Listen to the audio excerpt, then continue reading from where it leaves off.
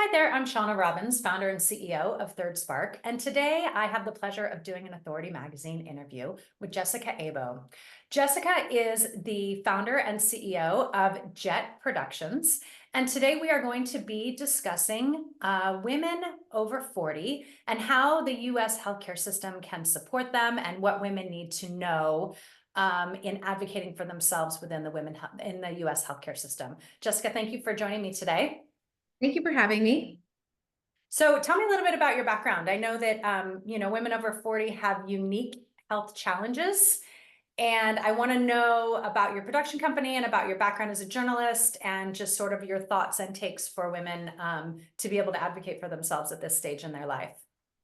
I spent more than 20 years working as a news anchor and news reporter. And when I came out to California, I had recently signed a book deal and I had left TV news and pursued my book and was on a book tour and busy with my family when COVID hit. And I had to figure out what was I going to do as the next iteration of my business while all of these keynotes were put on hold and all of these branded content partnerships disappeared. And I decided to lean into media training because that had been a small piece of what I was doing on the side. And it suddenly seemed like a big window of opportunity to help people get ready for their telehealth calls, for their company-wide presentations. And what started as a small project of, I'm going to create an online course, turned into an online course, a 6-week boot camp that I teach. And somewhere in there, I just started to see that client after client after client who was enrolling were women in healthcare, were men in healthcare. And I decided to split my company into 2 parts, and Jett Productions was born. And that is a media training and coaching company for people in healthcare. And I'm working with women in healthcare now on a daily basis. So what are the main topics that you see that women need to be able to learn about or advocate for themselves, or what are they reaching out to you for support? It's really interesting because when I walk women through the 6-week program that I teach, it starts with what is the media looking for? And most women don't even see themselves as a story outside of the hospital. They don't see themselves as a story outside of their practice. It's almost as though someone in medical school whispered in their ear, "You're not that important. You're not special. Everyone here is the same. And if anyone is going to get the spotlight, it's not you." Like, I think what I end up doing a lot in week 1 is undoing the imposter syndrome type of talking to themselves or has been given to them through different examples in the workplace. We undo a lot of that and change it into, wait, you have a story, you have a voice. There's no one better to be talking about this topic than you. You've been spending years doing the research, or you've been published, and why not you? And then we move into the how do you talk in sound bites and position yourself and your material in a way that other people will understand and remember. And then we move into, well, where do you take all that material? Is it a keynote? Is it a TEDx? Is it a book? Is it the media? Is it a job promotion interview? Is it a medical school interview? It really runs the gamut, but it really starts with showing women that they have something to say, reminding them that they were born with a voice, and just helping them refine it and use it more. Wow, I can imagine how powerful that is, especially for doctors. We need so many more medical specialists to be, out in the forefront, being able to lead us all in these important conversations. Do you have any particular case studies or clients that you can talk about that you can share? Sure. So I worked with one physician, and she had come to me initially and just said, there is a colleague I work with, and he does not have as much experience as I do. And he is in the media every single day. So I asked for her to give me his name. I looked him up. She was right. Like, he'd been in about 60 different things in a very short amount of time. And I said to her, he might have a publicist. He might have someone who's working outside of the hospital system on his behalf, helping him get more visibility. And she first came to me for the media training portion, which is, how do I take what I do on the science end? How do I take what I do on the medical end and boil down that information into ways that other people will understand and get rid of all of that jargon? And then from there, we ended up doing more PR for her, and she ended up getting other job offers. Her institution wanted to keep her and gave her a promotion that was unbelievable. She's had speaking opportunities in front of some of the most influential leaders in our country. And it all started just by saying, how do I get as much visibility as that guy? And I think we're starting to see that a lot more. That's amazing. So what types of topics do you feel that are most top of mind for your clients? Oh, I mean, imposter syndrome is huge. That's the first. Burnout is another. And then lack of opportunities is the third. And I think what's also happening is that you have people who are dealing with violence in the hospital, as meaning the patient is violent toward the doctor. And there are just so many ways in which women are saying to me, I feel unsafe in my workplace, or I am so burnt out. I'm working so many hours and I'm not being compensated as much as my male colleagues. So there are so many different topics that are popping up. And I just hope that the work I'm helping these women do is helping them not play small, is helping them collect their thoughts before they have the opportunity to convey the message that they're trying to convey and really move the needle forward for them so that they actually stay in medicine. That's really important. And also for them to just get their message across to the general public.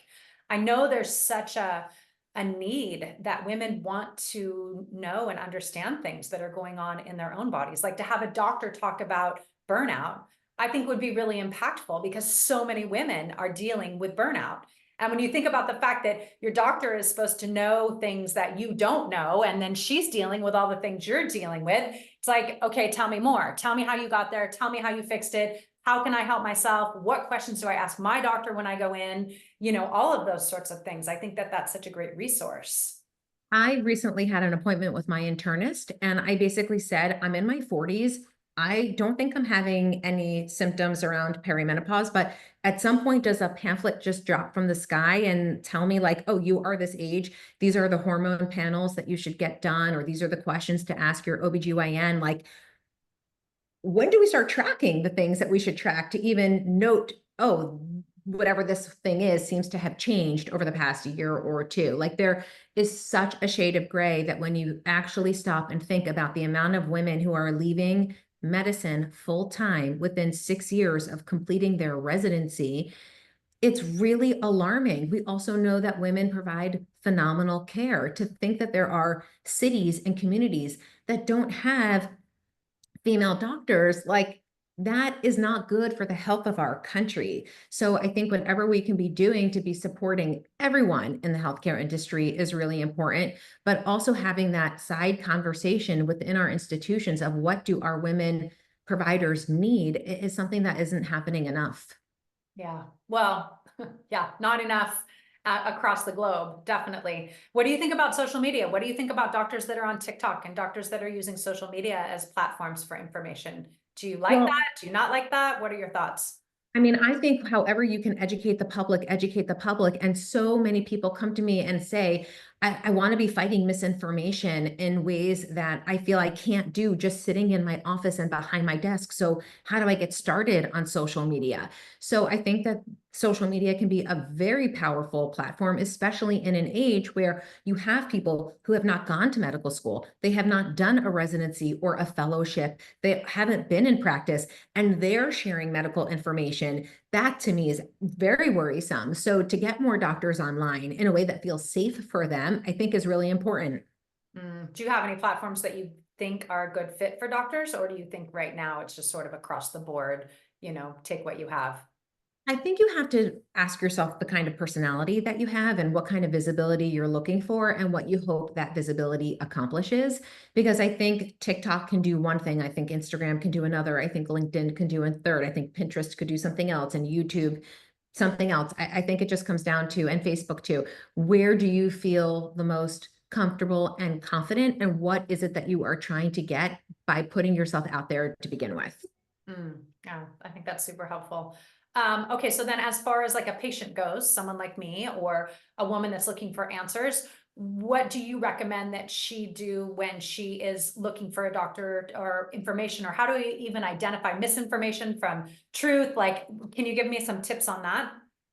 The number one tip I have for any patient to advocate for themselves is to walk in with a list of questions. There is something that happens, I think, when we get in front of the doctor where maybe the doctor says something and it makes us think of something else. And then all of a sudden, the three questions that we wanted to ask, we suddenly forget the second or the third. Just write down your questions and have a notepad with you so that you don't leave the appointment thinking, oh, wait, what did they say? Or what should I be following up with?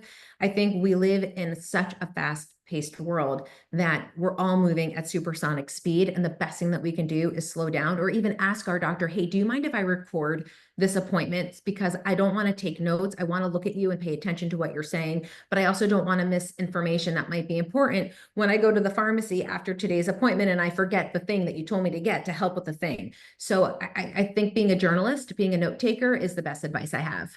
Wow, I love that. I've never thought about doing that. That could really be a game changer because, yeah, you're right. You walk out of that doctor's office sometimes and you're so overwhelmed that you do forget what is mentioned. So that is a great tip. What do you think about telehealth? Do you think telehealth has been beneficial for both patients and doctors? I mean, speaking as someone who has had lots of telehealth appointments with her kids and has coached a lot of physicians to better perform and relate more to their patients through telehealth calls, I think telehealth has been amazing. I think there are some things that still at the end of the day, having grown up with a dad who's a physician and was a surgeon for 40 years, certain things you just need to be in the operating room to accomplish. But to get you initially screened or to feel like you are showing someone a rash, if telehealth is the best thing that you can do in that moment, in a world where we still deal with COVID and we still deal with the flu and we still deal with, chicken pox and hand, foot, and mouth and a whole host of other things, I'm a huge fan of telehealth. And I also spend a lot of time working with clients of mine who are helping the aging population in our country. And telehealth sometimes is what's a life-saving tool for them. Any other technologies that you see in your line of work or that you recommend for your clients that they take advantage of? So it's interesting. My sister is a physician turned health tech AI MBA. Like, there's so many things I could say Right, about her. right. She is now actually sitting on the board of several organizations and working as a CMO in different companies. And just some of the technology that she's around, one of them in particular deals with a child's bilirubin level. And we had two daughters who had jaundice. My husband was born with jaundice. And in those 4 years in between my two kids, just even seeing the technology between my oldest daughter and my youngest daughter, and now even learning what's available for babies who are born with jaundice, like it's just so incredible where we are heading. So I would say that that technology that I get to hear about through her is really, really interesting. But I can't even keep track of all of the amazing things that the world is showcasing through the world of AI, health tech, and so many of these other arenas. But at the end of the day, I still think that human intelligence is really important in a world of artificial intelligence. And I still think having bedside manner and calling back a patient and letting people know that they're supported is the most important thing we can do for the state of our country's health. I like that. It's definitely a combination. It's not an either or, it's a yes and, I always say. Mhm. Yeah. Absolutely. Now, what about insurance companies? How do you feel like, do they play a role in the doctor's ability to, communicate? But it certainly plays a role in the patient's ability to advocate. I mean, I know a lot of women that I work with just to get supplemental blood testing done on vitamin D levels or B12 or a hormone panel or a thyroid panel. It's a challenge for them because the first line of defense is always, well, the insurance won't cover this, or you're going to have to pay out of pocket or whatever. Do you feel like that's a factor for the doctors to be able to speak up as well? I don't work as much within inside the broken system that I think can be our healthcare system. So I am not as involved on the day-to-day of what the doctors are facing with insurance companies and what the patients are facing with insurance companies. I'm playing a bit of a different role on the communication end of things. However, I did have one client who needed to have insurance companies approve the surgeries that the patients were getting. And these surgeries were not cosmetic for people just to like look good during bathing suit season. This was to help people not be in pain so that their dog could sit in their lap, their grandchild could sit in their lap, so they could walk around the block with their spouse or with a friend. And the hoops that they had to go through to get insurance to approve what they needed to approve. And I, I'm like gutted. That is the situation that so many people face in this country. My own dad has been through cancer on 4 different occasions. And just watching what he and my mom had to go through in the past year for some of his medications, like we could have an entire conversation just on this, and I don't have the answer on how to make it better, because I don't even know where we begin. To be totally honest, on that front, I don't even know where we begin. I just know that it's a huge problem and it's impacting every single person. Yeah, on both sides of the coin, right? The doctors and the patients, right? Yeah. Yeah, because my dad needed something to be approved, and the doctor was like, I need to administer this drug at a certain time in order for us to do the next level of your treatment plan. So, I just feel like we are at a moment in time where doctors across the board, nurses across the board, researchers, scientists, I just feel like everyone is working at maximum capacity and they are doing their very best, and they just need more support. Hmm. Yeah. I just don't know what that answer looks like, but I agree 100% with you on that. Yeah, more support across the board. We'll just end right there. More support, period.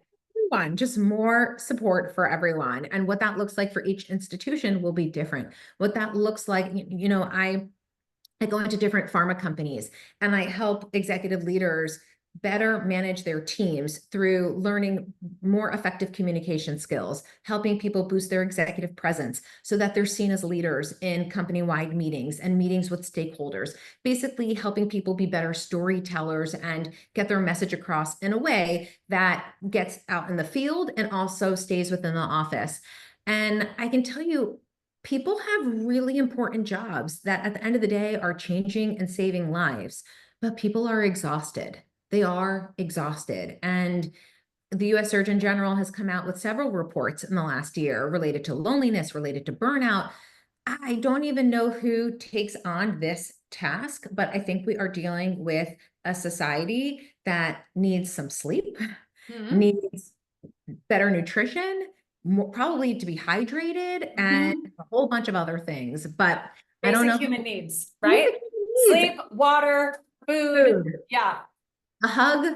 So Yeah, I don't know who we put in charge of that. Probably, a busy women. woman who's already busy. Yeah, Women. exactly. But women in charge of that. It will happen. Mhm. Yeah. Yeah. Okay. Thank you so much for joining me today. How can people connect with you? Where can they find you? Social media, your webpage? They can find me at jessicaabo.com for anybody who is looking to go from unknown to newsworthy. And they can find me in the healthcare space at Jett-productions.com. And I'm on Instagram, Jessica Abo TV, and on LinkedIn and all the other social media platforms. I'm sure I have handles, but I don't check them anymore because I'm old and busy and just can't be all the things all the time. So LinkedIn and Instagram and my two websites are the best way to find me.